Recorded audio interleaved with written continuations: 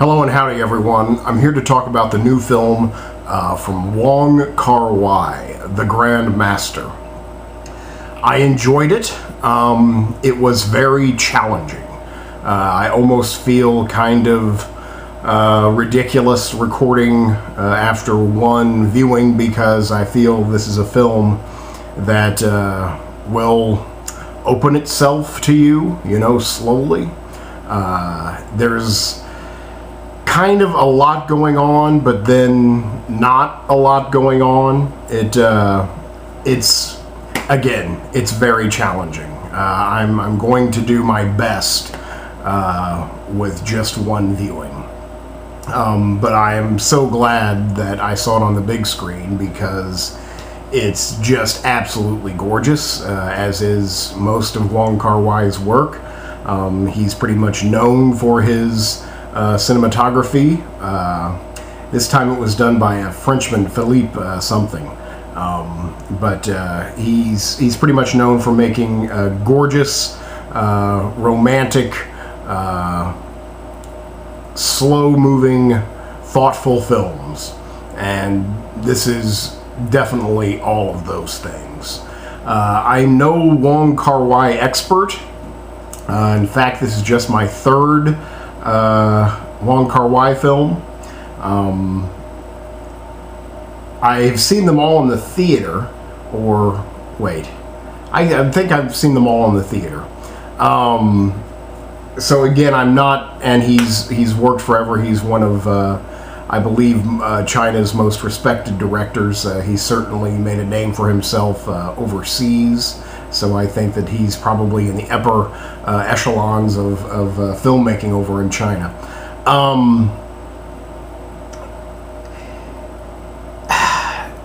The film is about... Oh, I'll make another disclaimer. I have never seen, though everyone thinks it's ridiculous that I have not seen, the Ip Man films. Many people think that this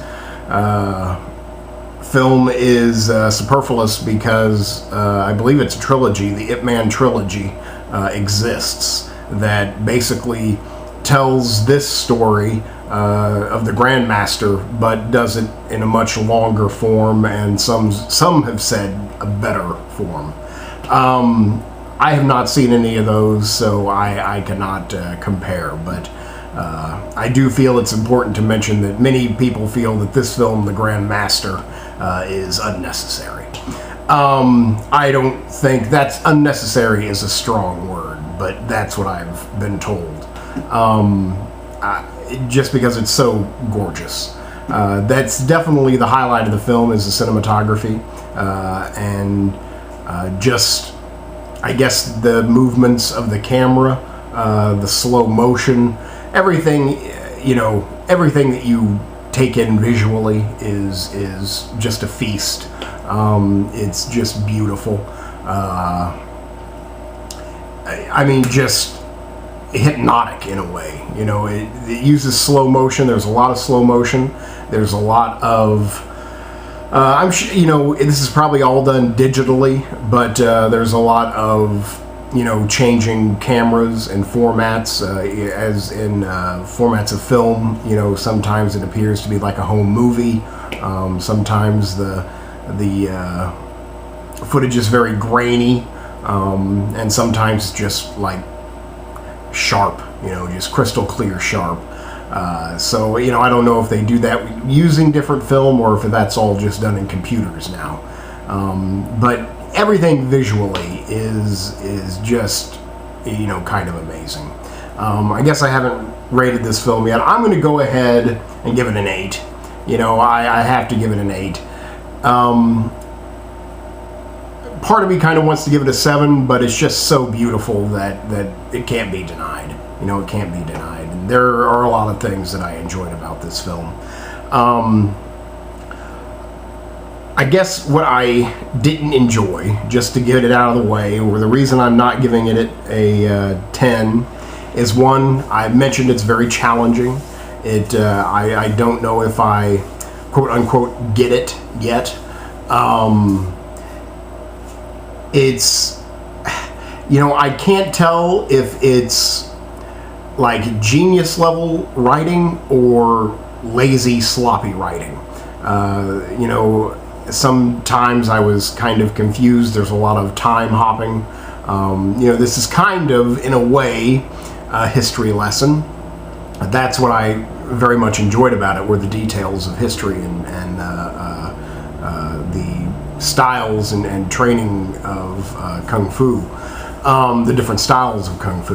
You get like a little history lesson in Kung Fu. But there's a lot of time hopping, and at some times I was confused. You know, I thought that it was unnecessary in a way to do that. It made me not focus on the story. In fact, it kind of made me forget the story and just kind of turn off my brain and just take all of these visuals in. You know, the film is very quiet, you know, and there is talking, but there's not a lot of talking.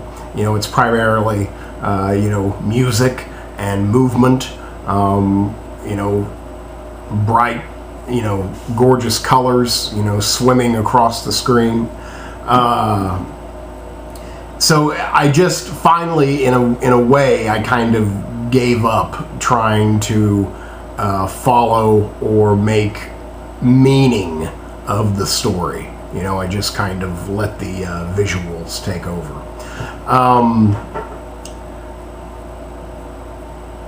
What else? Okay, that's my big problem. And the fact that it's challenging is I respect that. You know, it makes me want to watch it again. Maybe if I watched it a couple more times, I wouldn't, you know, think that anymore, and I'd find that the writing and screenplay is just absolutely engaging. But you know, I'm not sure about that. I just think it excels at being, you know, a visual performance piece. You know, like performance art. But at storytelling, I don't know. In a way, it kind of drops the ball. I just kind of lost focus. I gave up. You know, I just wanted to focus on this gorgeous painting of a film in front of me. All the acting is very good. I'd say that there are two highlights. There are two main characters here, and that's Tony Leung. I hope I'm saying his name right, and Zhang Ziyi. Tony Leung plays Ip Man very well. I've seen Tony Leung, I believe, in the other Wong Kar-wai films. I think he's pretty much Wong Kar-wai's go-to guy, I think. I think that's where I know him from. He did look familiar. Zhang Ziyi, I'm in love with. I think she's one of the most beautiful women I've ever seen, just period. You know, cameras were invented to be pointed at Zhang Ziyi. She is just breathtakingly beautiful, and I was so glad to see her come back. You know, she, I guess she hasn't retired from acting, but you know, she's a princess now. She married a prince, and she will one day be queen of some country, and you know, future queens don't need to pay the bills. You know, they don't need to do anything.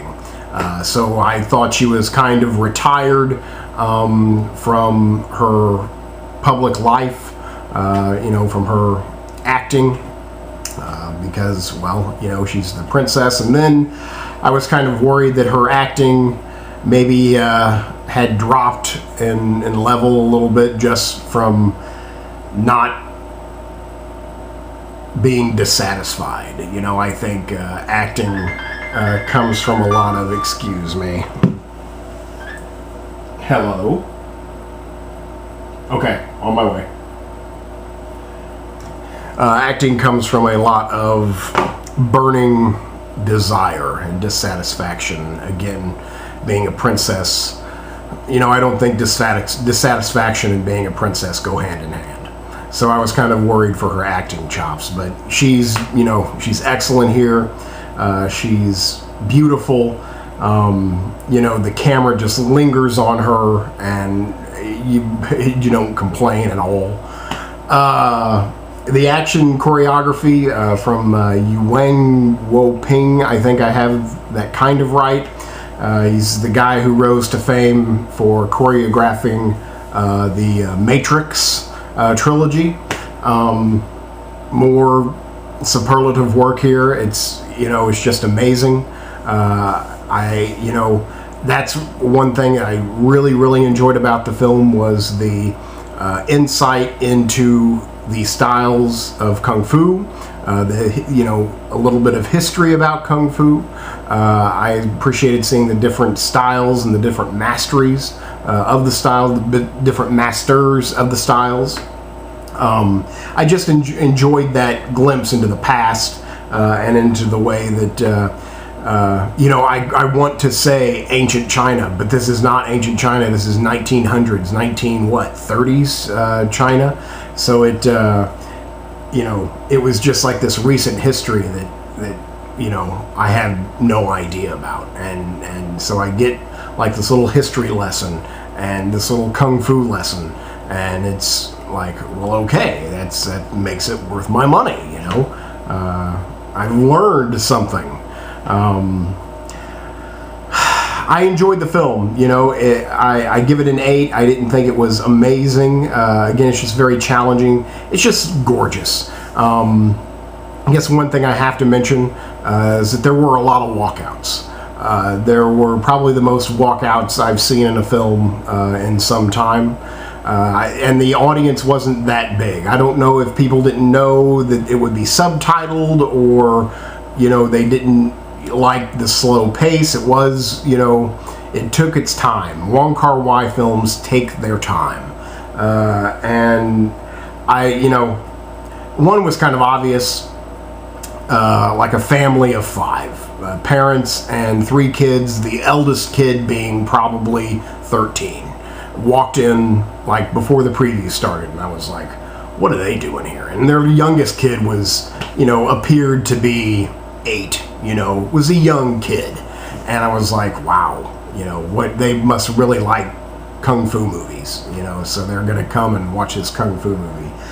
That family of 5 was gone, had got up and left within 5 minutes of the movie starting. So maybe they had just not known what they were getting into.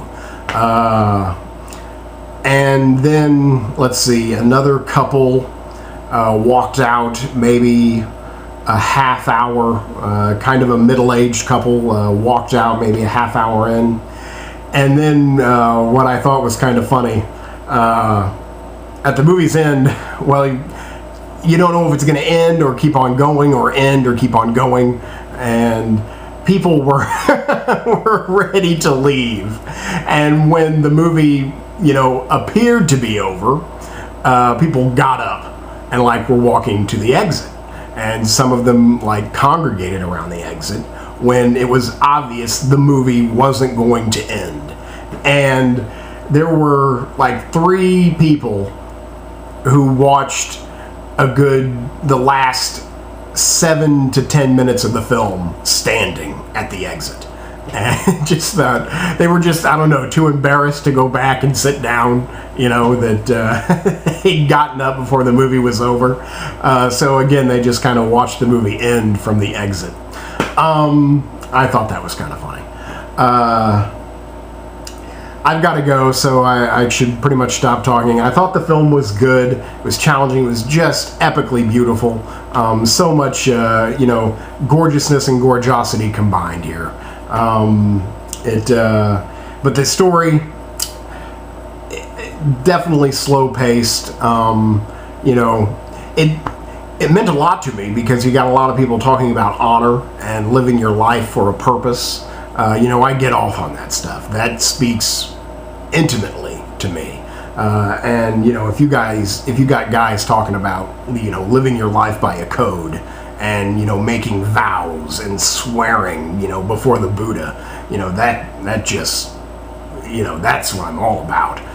So it did kind of, in a way, speak to me, but I was just, you know, trying to keep up and wanting it to make like total sense, and it just, you know, doesn't kind of add up. But again, it's so beautiful that you don't mind. You know, you don't mind. It's just gorgeous, and the fights are as good as you would think. You know, as good as you would think. So okay, I think I've got to run. That's Wong Kar-wai's The Grandmaster, and I give it a solid 8. Thanks much.